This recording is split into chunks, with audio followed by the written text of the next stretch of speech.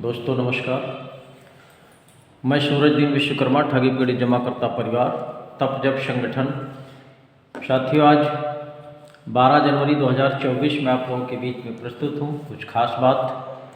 आज का वीडियो थोड़ा सा विशेष रहेगा, आप लोग ध्यानपूर्वक सुनेंगे और ख़ासकर अभिकर्ता साथी जरूर सुनेंगे, क्योंकि भुगतान न होने की दशा में केवल अभिकर्ताओं के ऊपर ही तरह तरह का समस्या पैदा हो रहा है, जिनको तमाम हमारे कार्यकर्ता व्यथित हैं और बहुत ही विषम परिस्थितियों से गुजर रहे हैं। उसमें क्या करना है, इस समस्या से निपटने के लिए हमें कौन सा तरीका अपनाना है, ज़रा सा सुनने का प्रयास करिएगा। तो जिन साथियों ने अभी तक हमारे चैनल को सब्सक्राइब ना किया हो, सब्सक्राइब कर लें, लाइक करें, कमेंट करें और इस वीडियो को अपने साथियों तक ज़्यादा से ज़्यादा भेजने का भी काम करें। साथियों, बात कर रहे हैं भुगतान की। जो विभिन्न कंपनियों में भुगतान दसियों साल से फंसा हुआ है, तमाम तरीकों के बाद, तमाम संघर्षों के बाद भी नतीजा जीरो रहा। इसलिए आप सबको बहुत गंभीरता से विचार करने की आवश्यकता है, क्योंकि हमारा संगठन ठगीपीड़ित जमाकर्ता परिवार आप सबके भुगतान के लिए तरह तरह से संघर्ष कर रहा है। कहीं न कहीं कार्यक्रम लगे रहते हैं और हमारे संगठन के जो मुखिया आदरणीय मदन लाल आज़ाद जी हैं, वो इस तरह की भीषण सर्दी में भी आप सबके भुगतान के लिए अपने आप को न्यौछावर कर दिया है।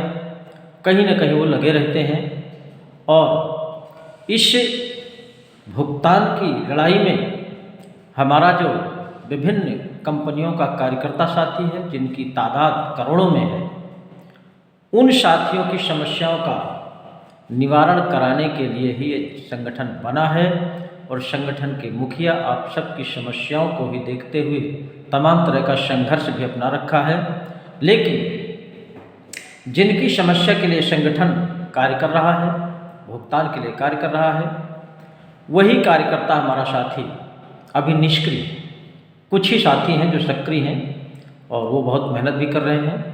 लेकिन थोड़ा सा इसमें विचार करिएगा कि जब कंपनियां चलती थी, उसमें आप लोग एजेंट के रूप में काम करते थे, तो किस तरह से अपने आप को संवार करके नियम संयम से, बड़ी कर्मठता से, तन मन धन से काम करते थे। ना आपको गर्मी लगता था, ना सर्दी लगता था, ना बारिश समझ में आता था, ना धूप, ना छाँव, कुछ भी। इसलिए आपका वहाँ स्वार्थ छिपा था, इनकम की बात थी, कैरियर की बात थी और तमाम तरह का कैरियर का सपना दिखा करके कंपनी के ठगों ने आपको ऐसे अंधविश्वास में झोंक दिया था कि आपको सर्दी गर्मी का भी एहसास नहीं होता था। यहाँ तक मैंने देखा है कि अगर घर में कोई बहुत बड़ी समस्या भी आ गई है तो उसको भी दरकिनार करते हुए आप लोग अपने आप को कैरियर में लगा दिया था और किस तरह से अपने आप को सजा करके रखते थे, माइंड मेकअप करके रखते थे। और इसमें बहुत ज़्यादा डिस्कशन करने की आवश्यकता नहीं है। आप स्वयं जानते हैं कि हम किस तरह से थे और किस तरह से समाज में स्थान पाते थे। लेकिन आज जब भुगतान की बारी आई है तो आपका वही दिमाग, वही सक्रियता, वही कर्मठता नहीं दिखाई देती है। जबकि उस समय इतने जुनून, इतने जोश की आवश्यकता नहीं थी जितना आपको अपने जुनून और जोश को भुगतान में कराने में लगाना चाहिए। इस पर थोड़ा सा गंभीरता से विचार करिए कि अगर भुगतान नहीं हुआ तो आपका क्या होगा। बहुत से ऐसे साथी हैं, बहुत से ऐसे कार्यकर्ता हैं जो बड़ी सरलता से कह देते हैं जो सबका होगा वही हमारा होगा, जो सबका होगा वही हमारा होगा। साथियों, ये आपकी ईमानदारी नहीं है, ये आपकी जिम्मेदारी नहीं है। किन शब्दों से उन निवेशकों को आप लोगों ने विश्वास दिला करके उनकी गाढ़ी कमाई कंपनियों में जमा कराया है। हाँ, ये आपकी ईमानदारी है, आपने बाकायदे जमा करके उनको रसीद बांट दिया है, ये आपकी ईमानदारी है।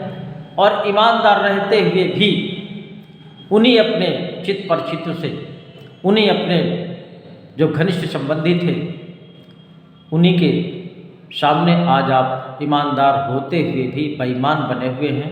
उनकी नज़र में यही लगता है कि एजेंट हमारा पैसा खा गया और तरह तरह से आपको कोस रहा है।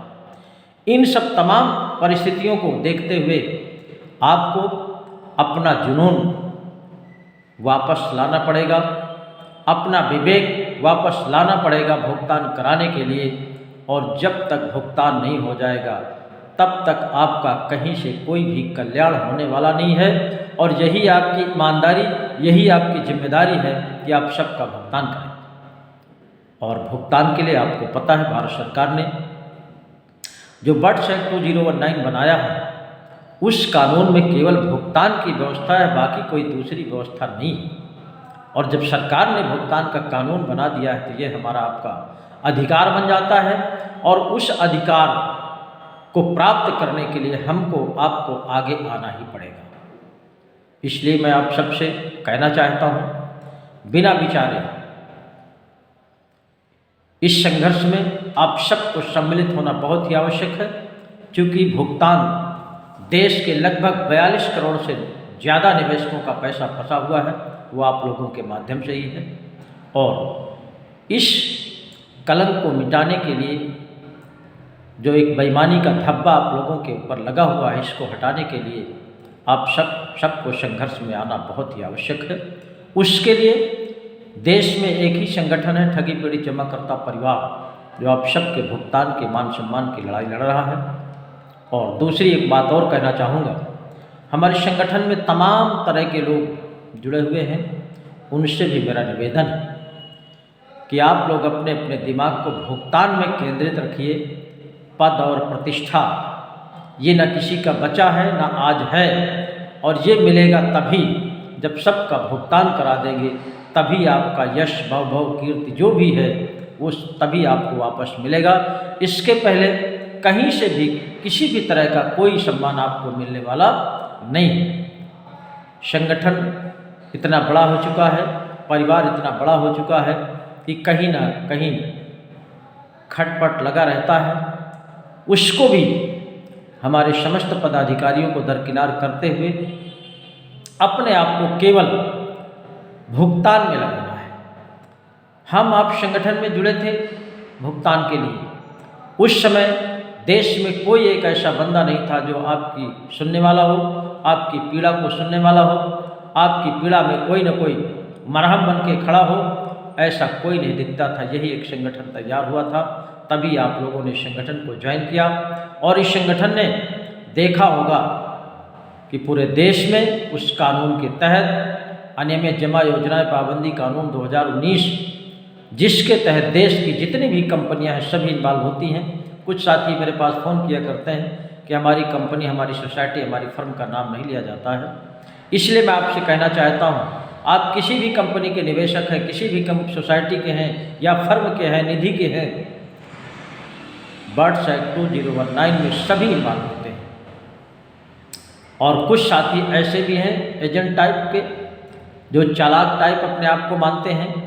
वो आज भी तमाम अन्य कंपनियां जो ठगों ने नाम बदल करके बना दिया है, आज उनमें फिर प्रलोभन में पढ़ करके उन कंपनियों में काम कर रहे हैं। मैं साथियों आपको बता देना चाहता हूं कि अभी तक जिन कंपनियों में आप लोगों ने काम किया है, ये दुर्दशा हुई है जिसको आप झेल नहीं पा रहे हैं, तरह तरह से प्रताड़ित हैं। अगर आने वाले समय में आपने फिर से गलती किया है तो निश्चित रूप से इससे भी ज़्यादा भोगने के लिए तैयार रहें। और कुछ साथी मेरी बात पर नाराज़ भी हो जाते हैं, उसकी हमें तनिक भी चिंता नहीं है। ये जितनी भी कंपनियां हैं ये ठग हैं, निश्चित रूप से जनता को ठगने का काम करती हैं। और मैं देश की जनता से भी निवेदन करना चाहता हूं, आप सबको सतर्क रहने की आवश्यकता है। कितना भी खास एजेंट आपका आ जाए, लेकिन किसी के झांसे में नहीं आना है, किसी को 2 पैसे जमा करने के लिए नहीं देना है, चाहे वो कोई भी कंपनी हो। आज की तारीख में देखा जा रहा है नेटवर्किंग कंपनियां भी बिल्कुल छाई हुई हैं, तरह तरह का प्रलोभन दे करके, तरह तरह का कैरियर दिखा करके लोगों को फंसाने का काम कर रही हैं। इसमें भी आप सबको सतर्क रहने की आवश्यकता है। तमाम ऐसी कंपनियां आई हैं जो बिल्कुल 1 घंटे में ऐसा बता देते हैं कि आप तुरंत करोड़पति बन जाते हैं, रात में नींद नहीं आती और सुबह उस कंपनी को ढूंढना, उस एजेंट को ढूंढना शुरू कर देते हैं। इसलिए मैं आपसे कहता हूँ कि आप लोग सावधान रहें। देश में बहुत से ठग पैदा हैं जो केवल उनका धंधा है ठगनी करना।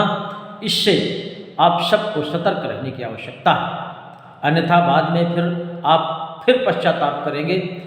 केवल दिमाग आप लोग अपना केंद्रित रखिए। जो आपका विभिन्न कंपनियों में धन फंसा हुआ है उसको वापस पाने के लिए आप सबको समझना पड़ेगा कि हम किस कानून के तहत और कौन सा रास्ता अपनाएं कि हमारा गाढ़ी कमाई, हमारी खून पसीने की कमाई वापस मिल जाए। बस अन्य कंपनियों पर ध्यान नहीं केंद्रित करना है आपको। और एक बात मैं और बता दूं कि हमारे संगठन ठगी पीड़ित जमाकर्ता परिवार की डेट 30 जनवरी 2024 लगी है। आप सब लोग पहुँच करके अपना अपना भुगतान सुनिश्चित कराइए। जय हिंद, जय भारत।